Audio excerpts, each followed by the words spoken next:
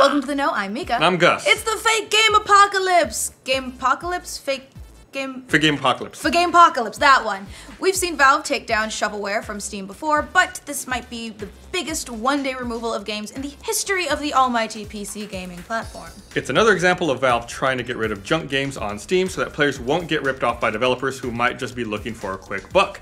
And this time Valve removed almost 200 games from one developer, 200 games from one developer, Silicon Echo Studios, which Steam users have criticized for selling super low quality games. Okay, so here's some background before we get into exactly what happened. Valve has been working for a while to try and sweep all the trash games off of Steam.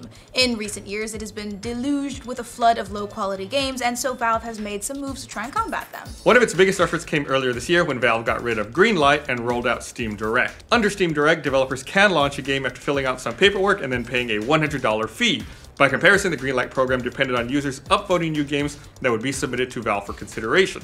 The thought was shovelware makers wouldn't be willing to pay a fee to get their game on the platform. Oh, but that fee hasn't deterred everyone, because studios like Silicon Echo were finding ways around it. For instance, by pushing through multiple games under just one Steam Direct application, the studio was able to get around paying the $100 fee for each game.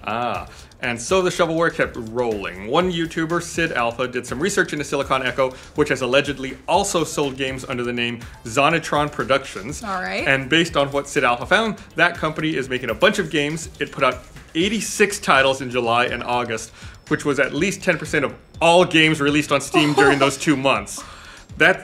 Wow, 86 games in 2 months. That's more than a game a day. That's productivity. That's amazing. Hire those guys. Hats off, kudos. Okay, but why do people buy these games if they're just crap made up of recycled assets? Well, lots of the times these games are given away for free or really, really cheap, and people buy them as a way to get low-cost Steam trading cards, which can then be resold.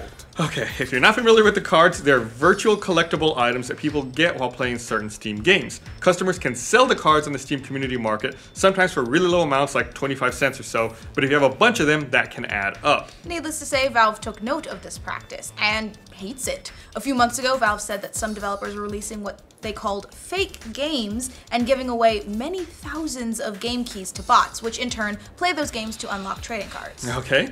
Last month, Valve said that it would start restricting the number of keys it issues to developers if it notices that something's amiss. In a post on Steam's private developer forum, Valve's Sean Jenkins described a possible scenario this way. For example, say you've sold a few thousand copies on Steam but have requested and activated 500,000 keys. Then we're going to take a deeper look at your game, your sales, your costs, etc. Valve told Polygon last month, "We're not interested in supporting trading card farming or bot networks at the expense of being able to provide value and service for players." And it finally looks like the day of reckoning has come.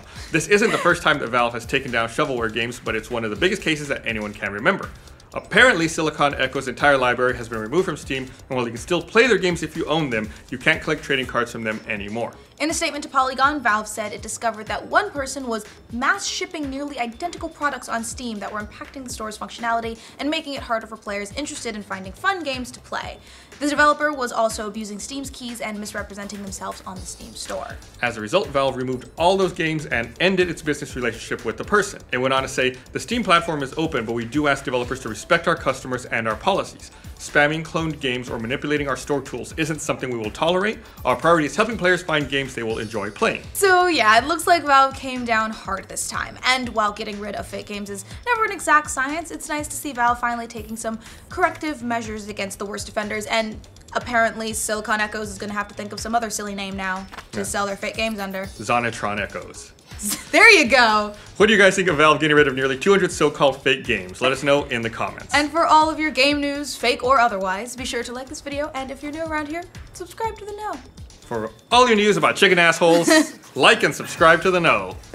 Low quality games, and so Valve has made some moves to try and combat them. Deluge, flood, I get it. Yeah. One of the biggest efforts came from... So, yeah, it looks like Valve came down hard on this time. Came down hard this time. Hard on, huh? Yeah, there you go.